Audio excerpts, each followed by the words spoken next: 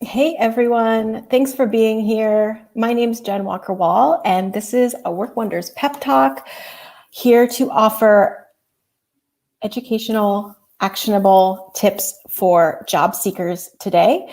And while I'm waiting for folks to join us live, I just want to welcome you if this is your first time. If you are watching, hey Nicole, oh, I'm so happy you're seeing this. Thank you for saying hello. So if you are new to us, and I imagine that many of you are, hey there, Ty. I know many people are new to us because there were a lot of people registered for this event. We had 37 the first time we did this, and that was a great conversation. Hey everyone, thanks for being here. And so there were over 7,000 registered for today's event. So that's a little bit of a jump for us. And I'm super grateful that Nicole, who runs our operations here, is in the comments. She's going to be helping to manage this and share resources. I've compiled show notes, which is kind of like what podcasters use, with resources that I will be referencing today. Hi, Alex. Oh, awesome. So I'm so glad to see comments. That's really the only way I know that anyone's here and that anything's working. So I'm going to say a little bit about myself, but I would also love to hear from those of you who are here today. So if you want to say, introduce yourself, say where you're watching from and where you are in the job search process. New Jersey, Leeds, UK, Colorado, awesome, Connecticut. Awesome. So here are a couple of things that I want to say before I introduce myself and dive into today's talk. I noticed in the comments on the events page that there are a lot of job seekers who are feeling really pressured, high stress, like really looking to make a move as soon as possible. And so I have to say, I made today's talk with another agenda in mind. And so if you are someone looking for oh my gosh, they're coming in so fast, I can barely see. Croatia, Utah, Massachusetts, Canada, Switzerland. Wow. Amazing. Okay, thank you all for being here. So what I want to offer is a couple of things. One, I know it's a tough time out there for job seekers, full stop. So if today's tips don't resonate with you or they're not where you're at, I completely get that. I want to offer two other lives I have here on LinkedIn that you should be able to watch and access. The first one is like almost an hour long, and it's basically a workshop called Launch or Relaunch Your Job Search.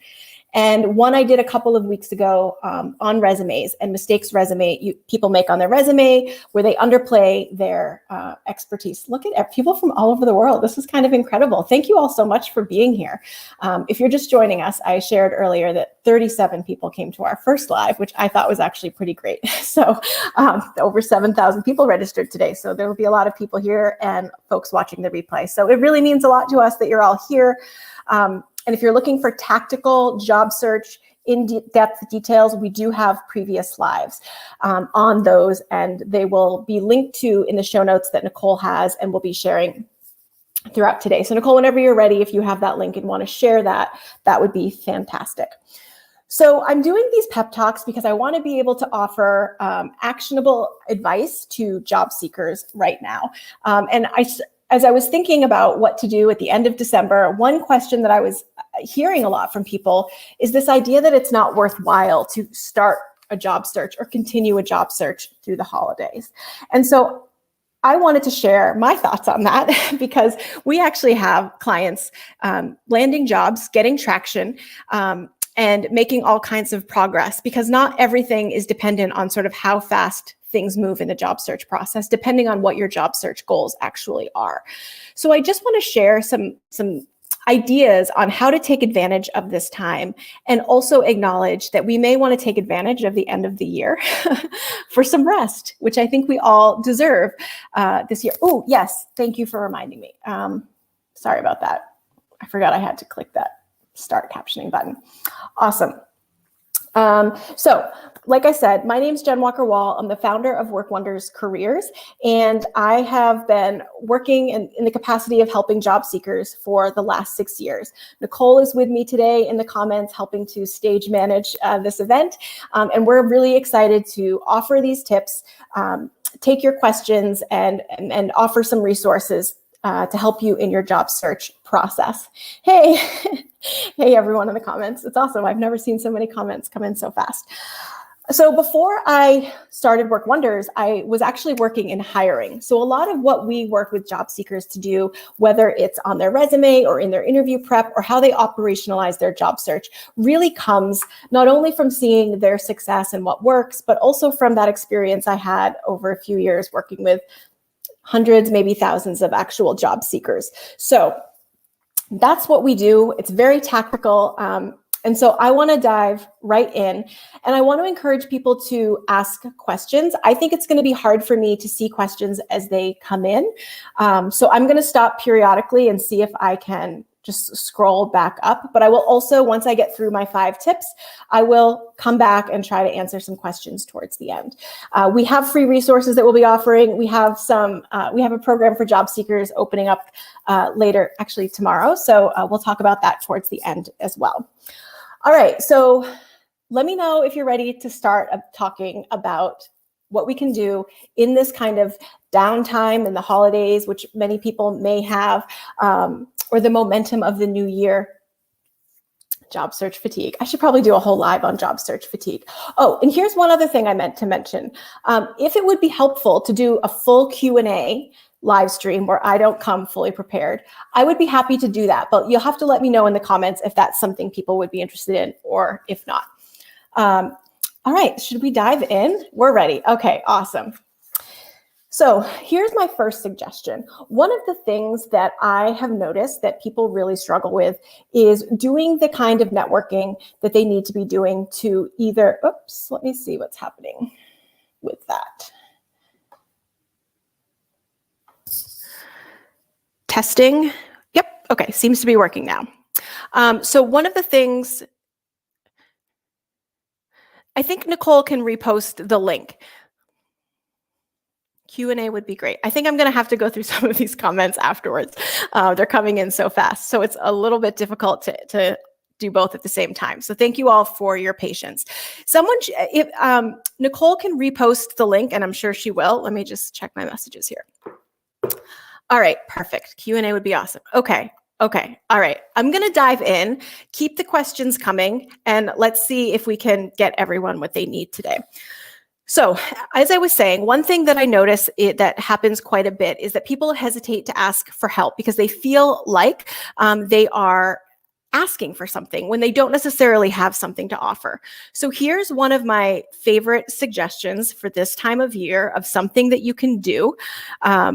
And that is, you can send an end of year message, a holiday message, or a Happy New Year message without asking for anything to people in your network. I would come up with a list of 3 to 5 or 3 to 10 people that you anticipate wanting to connect with or reconnect with, and send a message that doesn't have anything to do with your job search or things that you need, but is simply there to nurture and rebuild that relationship. I hardly ever use the term networking. I think what comes to mind for me is really about building relationships. If you're like me or if you're like my clients, we don't want to be reaching out to near strangers. We want to be building authentic, genuine relationships. And that means we're not always asking for things. So the first thing that I would really encourage people to do is to make a list of people that they'd like to reconnect with. I'm thinking about potential references. I'm thinking about former colleagues. I'm thinking about people who maybe maybe have jobs at companies that you would be interested in, and just saying, hello, happy holidays. You've been on my mind. How are you? You don't have to ask for anything. Yes, Rebecca, ideally, theoretically, this is being recorded and will be available for replay shortly after we wrap up today.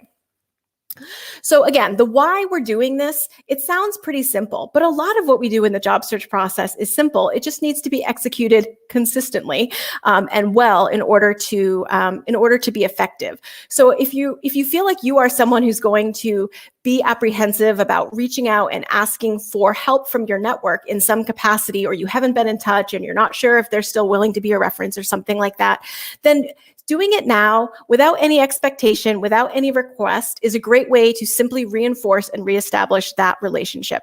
Holiday cards, that's a great idea. It's the perfect time of year. I have this in my calendar a couple of times just so I know to be in touch. Peter, you should be able to come back and access this recording once the replay is over. Okay, so come up with that list of 3 to 10 names. If you want to send cards, amazing. If you want to send a message or an email, that's great too. But lay the groundwork and foundation now for positive, mutually beneficial relationships. I hear this all the time. Honestly, I think a lot of people are simply at capacity right now. So I ask people to make connections and make those requests. And don't be surprised if people don't all respond. If we think about what people are going through this year, I think people just don't necessarily have the bandwidth. It doesn't mean nobody has the bandwidth, and it doesn't mean you need dozens of people to help be your reference or be on your side. And maybe there's connections here. So if people want to share their LinkedIn profile, what they're looking for, what field they're in, maybe there are valuable connections people can make here today, since there's so many of you. Congratulations, Sarah. Awesome. Okay, number 2. One thing I see quite a bit of is people setting very, very ambiguous. You're right, Anne. I agree completely. Setting ambiguous goals when it comes to updating a resume, updating LinkedIn, and getting those materials that we need to be the foundation of our search ready. So here's what I want you to do. I want you to simply make sure they're up to date. So if you're here and you haven't been actively job searching, it's been a while since you looked at your resume, or you just haven't updated those materials in a while, now is the time to do so. People get really, really particular with ambiguous resume goals. They want it to be quote unquote fixed. They want their LinkedIn to be perfect. They want things to be clever, but I really want to start with complete. And here's how I want to suggest that you approach this specifically. Instead of just going straight to your resume or straight to your LinkedIn profile and trying to make the perfect copy come into play here, I want you to consider the possibility that you should be writing outside your resume and documenting what needs to happen and go in your resume as a second step. So if you can just journal or have a notebook or document achievements, experience, that goes a long way. Then we can edit that and turn that into something that will be really useful and compelling. What is a non-ambiguous CV? I'm not sure. I'm not sure what that's referring to. So that's what I really recommend. People seem to get a little stumped when it comes to writing resume content by looking exactly at their resume and trying to make it perfect in the first go round. When I'm working with clients on this, we do a lot of writing and prep work outside of their actual resume format. So the why for this is that we want to break that process down. We want to make it simple. You don't have to wait until January to start making progress on the foundational elements of your job search. You can do some of that right now. And starting with identifying what you've done, what needs to be updated, is a huge, huge step in that direction, especially for those of you who maybe haven't done it in a while. All right, I see people connecting in the comments, which is awesome. So I'm going to try and just get through these, and then I'm going to try and answer some questions that are coming up. So number 3, which I want to distinguish from number 1, this is about finding support and encouragement for your job search. I want to know if people here do you have an accountability buddy? Are you working as part of a group? We have programs here. There's all kinds of programs and communities that help job seekers. But one thing that I can say for sure, and maybe you all can chime in here, is that it's really hard to get work done this year on your job search. There's so much going on between the pandemic and all of these crises. And so for our clients, actually having the capacity to focus and get work done has been so challenging. Finding people who can not just hold you accountable, but encourage you and brainstorm with you. Again, there may be folks here that could help you or even just co-work with you. That kind of stuff is making all the difference for people this year.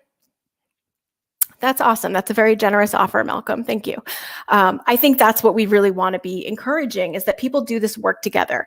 One of the reasons we brought people together is because everyone thinks their challenges are their own, but actually we can see that there are many widespread challenges job seekers are facing. And there are also helpful solutions. So this is a good opportunity for some of you to perhaps check out our previous lives where I go into much more detail about the absolute job search process. Yes, it's not easy when you're at home with 3 kids. That's 100% true. So we've had a lot of clients in that position this year, trying to do things at night or get things done.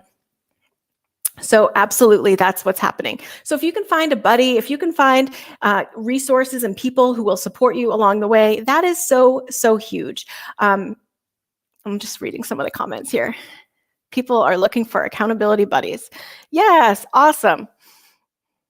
We do weekly co-working because we find it to be really, really helpful. That's right, damn pandemic, someone said. Yes, I will second that. While you're all connecting, also you can feel free to connect or follow me too, because we host some of these and we'll let you know about upcoming events. And you can like the Work Wonders careers page and find out about more of these lives, which we do have planned into the new year. All right, so I want to talk about job search postings because I see a real missed opportunity for people to use job search postings as part of the preparation process. So what I mean by that is, especially if you are just at the beginning of your search, or if you're having trouble getting traction with your resume, there's very good reason for you to be looking at those resumes. Looking at those job postings with a fresh set of eyes, maybe some rested eyes.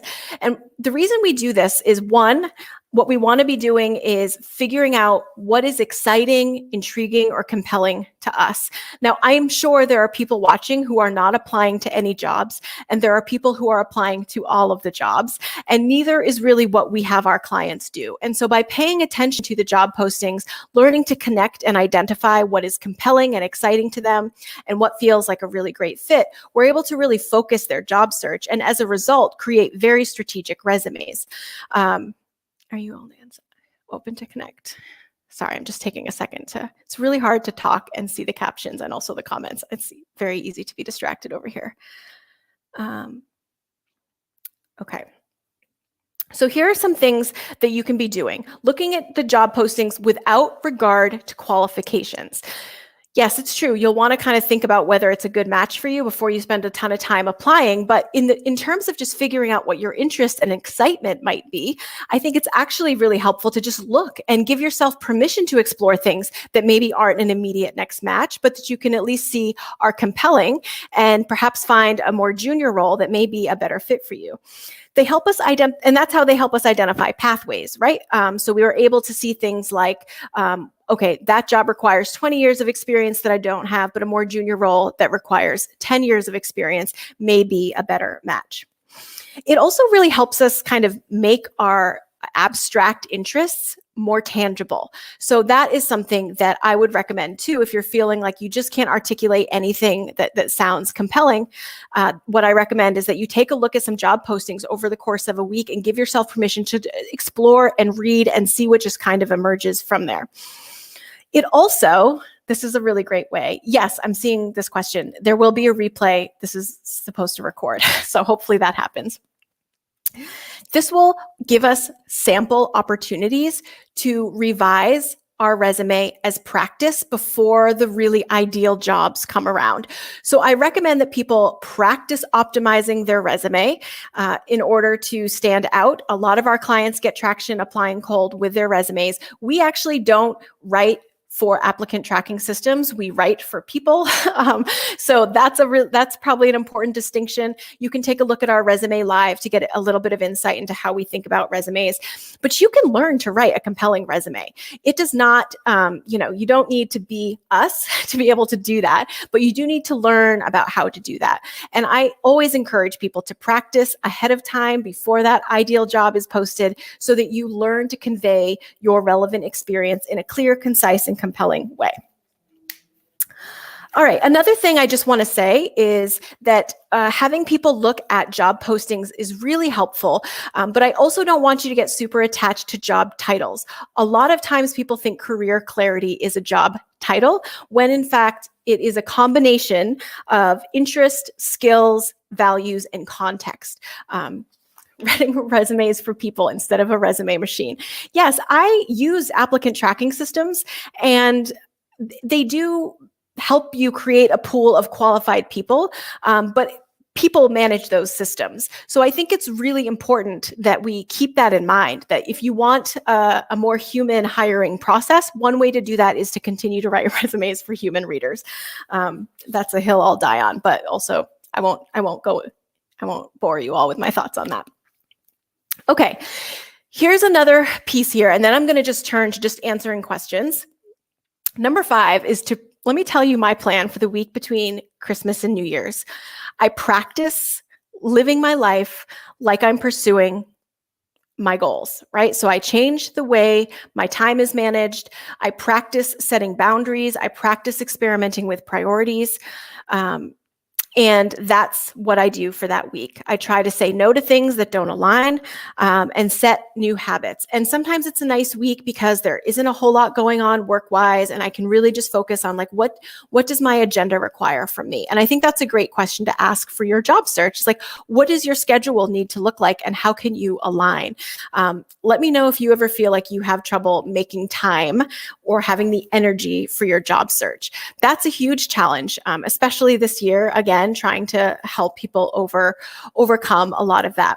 So here are some things, if you are practicing with your schedule, that you can try and experiment with. We love the Pomodoro method. So I don't know if anyone's familiar with that, but setting a timer for a short period of time and taking short breaks. Practice applying to 1 to 2 positions a week so that you can set a cadence for yourself that feels sustainable. If you're starting from scratch, if you're brand new to the process, one of the things that you can consider here is that you can just start journaling and reflecting, and you can make a morning of it, or have an afternoon, or an hour in the evening, or 20 minutes. Really, 20 minutes is something that is completely manageable for a lot of people. And it's a great amount of time. A lot can happen in 20 minutes when we're focused. Sometimes unplugging your computer from the internet and just writing, setting your phone in another room, asking for help, asking for someone to check in with you at the end of the week, that is really, really critical. All of these components can help create an environment where you can hold yourself accountable, which is ultimately what we want. Is Dr. Jen in the house? Am I seeing that, Nicole? That's awesome. Hi, Jen. Welcome. So these are just some examples of what you might experiment with if you have a little bit of downtime and want to start fresh.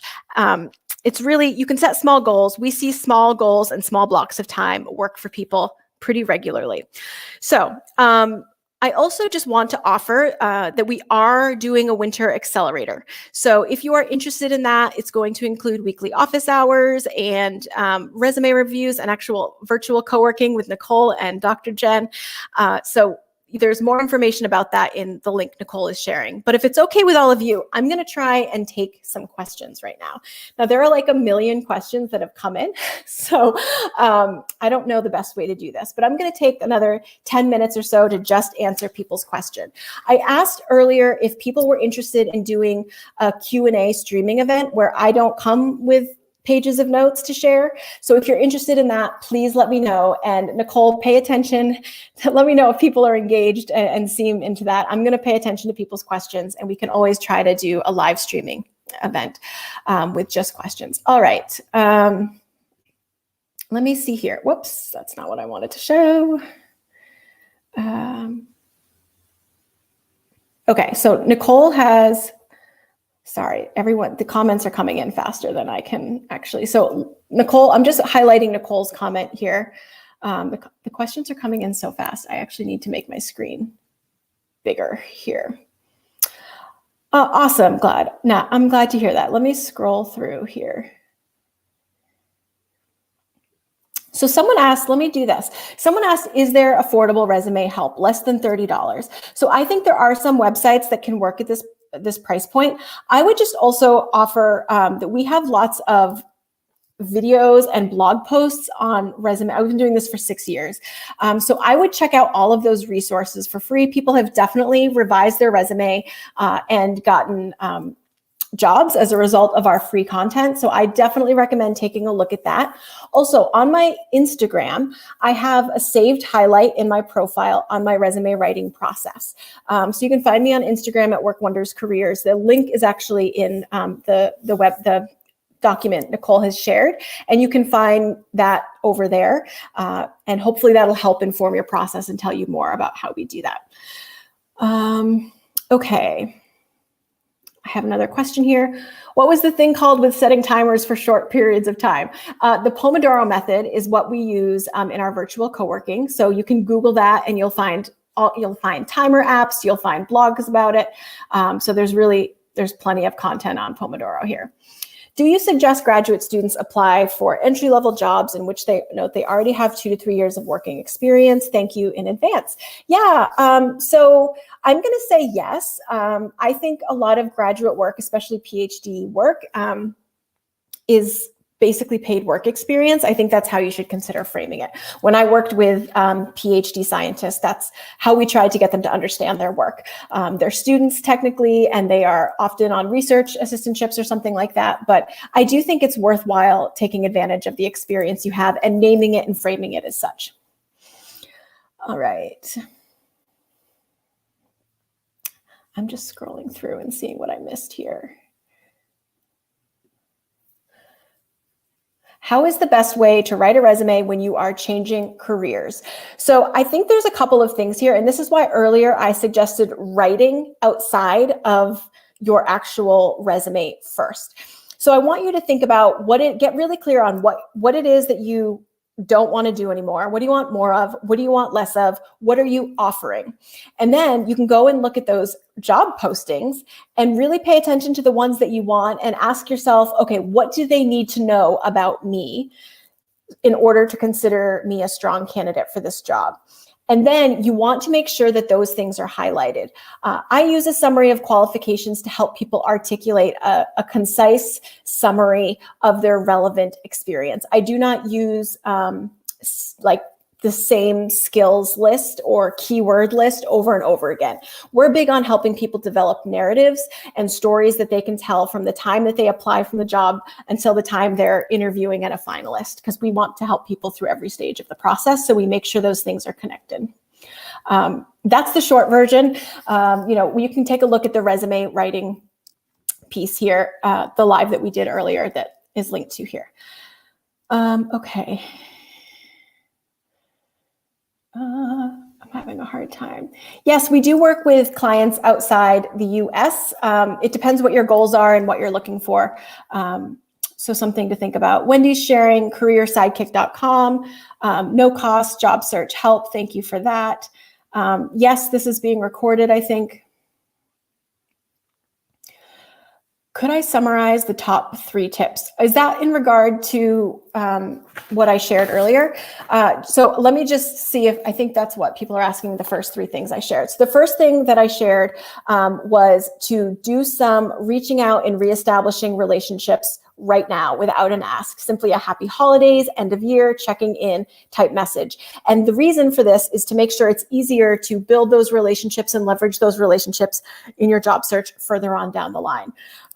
The other piece was around finding support and accountability and encouragement for your job search. So these don't need to be the same people, but you will definitely be needing people to check in on you and make sure that you are making progress and encouraging you, because this is a hard thing to do. And the other thing that I said, for people, I suggest just making sure that your resume and LinkedIn are up to date. Before we start making them cute and clever, we want to make sure that they're complete. Yes, our clients do. I mean, pretty much a lot of people are looking for remote work right now. And yes, we do have some clients who've entertained opportunities outside the US. Okay, how would an undergraduate that has the skill of the jobs they're searching for, that asks for work experience or a degree, going about getting a degree that would help them gain experience in the field? Let me make sure I'm understanding that question. So if you are currently an undergraduate, I would list things like relevant coursework, internships. Think about all the experience that you do have. That's the question I ask people is, what experience do you have? It's easy for us to say, like, we don't have the right experience. We don't have enough experience. But when I ask people, tell me about the experience that you do have, like a whole other, wealth of options become possible here. So think about what experience you do have. What do you think about using the word experienced in your resume? Is the word overused? A lot of words in resumes are overused. The question I ask, honestly, is the word true and is the word helpful? If the word is true and it's helpful, then I keep the word. Some people are really particular about language that they use. So if clients had other ideas in mind, I would be open to that. And sometimes we would just say the number of years of experience.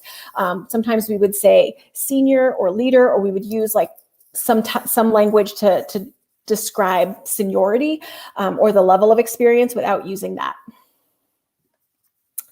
All right, resume types, functional, combination versus chronological when you have 30 years experience. Okay. In general, I really like using chronological resumes. I know that that's kind of unpopular, but I also don't mind having unpopular resume opinions. I write resumes for people and not ATS machines. I prefer chronological because I think there's a lot of power in job seekers taking ownership over their stories and their evolution as a professional and the decisions they've made.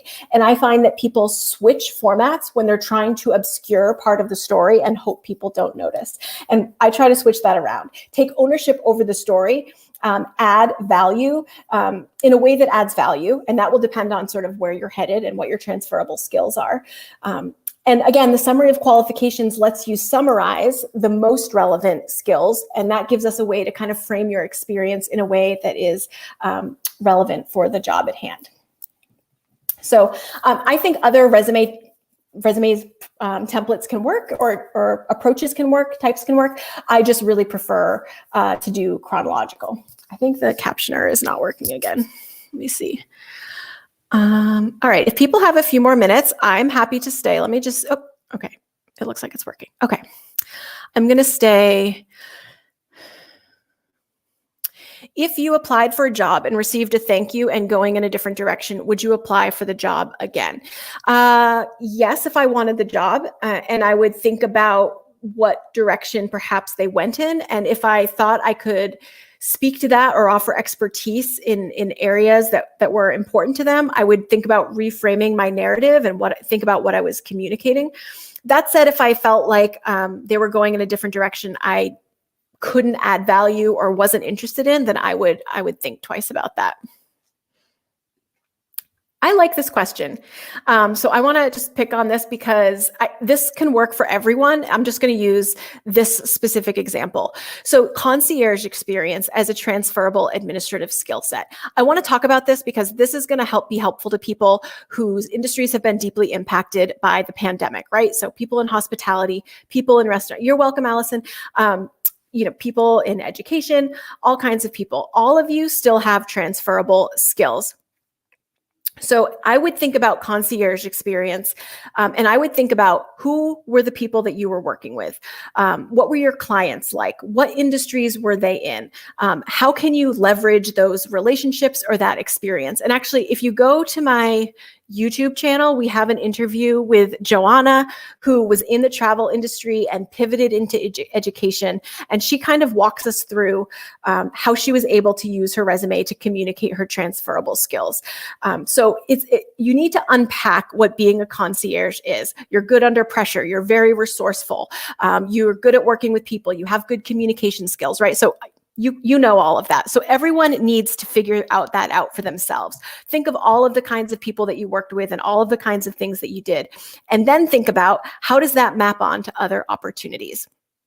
That's going to be really, really helpful in conveying your transferable skills, because there's so many things that people, like I'm thinking, I bet you dealt with difficult people. I bet you're super good at getting things done and handling last minute requests, and you're great under pressure. And so think about where you'd like to go next in your career and how that will be useful, and really try to use language. For example, Joanna was really interesting. The case is really interesting because she used to talk about students as clients when she was in her travel capacity, but in her resume and cover letter, changing the language from clients to students really helped her resonate with a higher education audience. So there's lots of ways to do this. And the first thing you want to do is really unpack that concierge experience. Okay, let me see here. How would you direct or help a candidate with a different kind of profile, opposite of a continuous single career, more like a square peg that would not necessarily fit in a round hole? This is a really good question, because I think probably almost everyone I see feels like this. So this is one of the reasons I really love community and, bringing people together, because I bet there are people here who also feel like their career has them as a square peg in a round hole. And in fact, let me know if that feels like you. I have felt that way at times.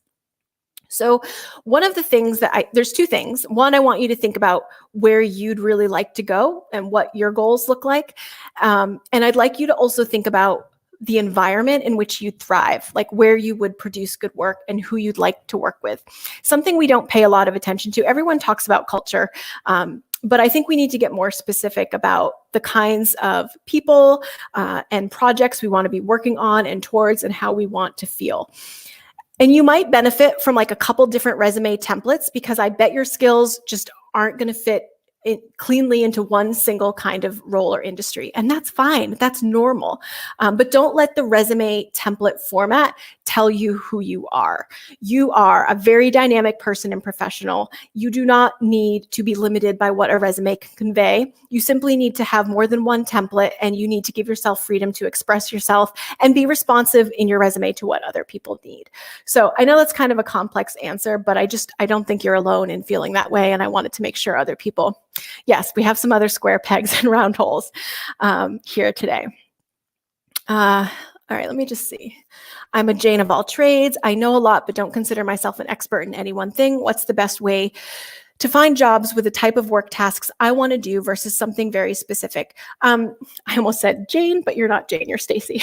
Stacy, I think that you're another person who would probably benefit from more than one resume template. So generalists have a lot of opportunities available to them to the point where it feels like a burden. So I wonder what it would feel like for you to have a template that spoke to really specific skills that you might have, like framed as specific skills versus something that really frames your generalist background as part of your expertise.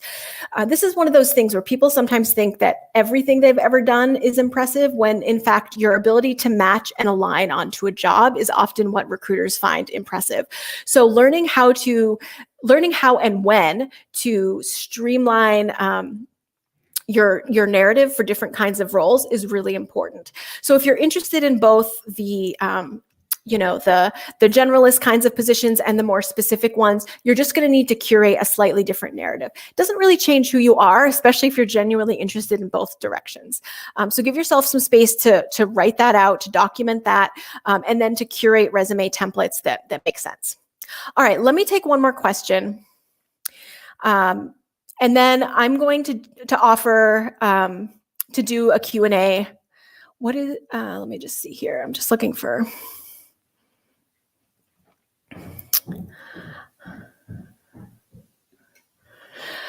How should my job search strategy be if I'm applying on LinkedIn doesn't work? Okay, I want to actually talk about this. I think it's advantageous to apply online through the company website. And I think it's advantageous to customize your resume and learn how to do that.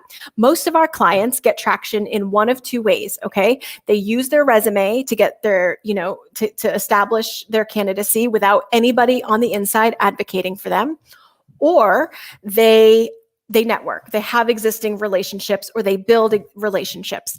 Both can be helpful. They often go together. At some point, you're going to need a resume. So I never understand people who try to avoid getting out of a resume. You're going to have to apply online at some point. So keep that in mind. And I would take it off. You don't necessarily need to use these job search aggregator sites to apply. Try applying directly through the company website. And if you can join professional development organizations, I think that that's a really good way to establish relationships. But I'll also just offer that honestly, neither of these are like silver bullet types of solutions. Both can require work and some trial and error as well. All right, so if Nicole is still here, I know I'm running a little over. Final link. Thank you, Nicole. So here's what I'm going to do. I'm going to try and find a time where we can add a Q&A streaming session, maybe before the year ends. And if you are interested in joining that, I'm going to need to know. So you can like our Work Wonders Careers page. You can follow or connect with me so that hopefully you'll see that notification. How can we, I just have to say, I'm going to do one quick thing. There was a question here and it's already gone. How do we get past the gatekeeper? A very customized resume is the answer to this. The dreaded headhunter. So I want you to think about really customizing your resumes, taking a look at the live we did earlier. I linked to it. So check out the link Nicole keeps posting because that's really important. And let's plan on doing another one of these before the year ends where you guys can just ask questions and I can just answer, and I won't come with a whole bunch of content. If that sounds good.